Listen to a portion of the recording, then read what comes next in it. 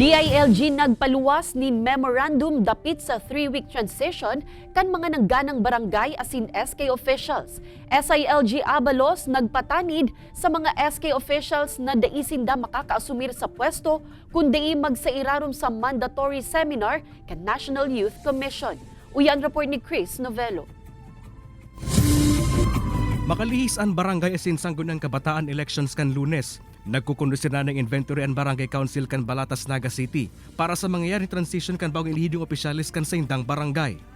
Kabali sa mga inaasikaso mga dokumento kan barangay, siring kan bank book kung saan nakapalaman ng kwarta kan barangay asin iba pang gamit ay turn over sa bagong ilihidong kapitan kan barangay. Iga-guide ko man giraray asin dapat ko man pong giraray na tabangan ini pong bagong matukaw ta. Yaon pa man po baga ako. Nagana pa man po ako ning barangay Kagawad kaya ang sa kuya pong disposition tabangan ini pong matukaw na bagong kapitan. Katakod ka ini, nagpaluwas ang DILG na memorandum dapit sa 3-week transition period para sa mga bagong ilihir na barangay asin SK officials. Apwera ka ini, dapat pansubot na makapag-asumir na sa pwesto sa laog ng tulong simana kasabay kan transition period ang mga bagong ilihir na opisyal kan barangay. Sa mga bagong upo, tandaan nyo ito. Importante ma-turn over sa inyo properly ang property ng barangay.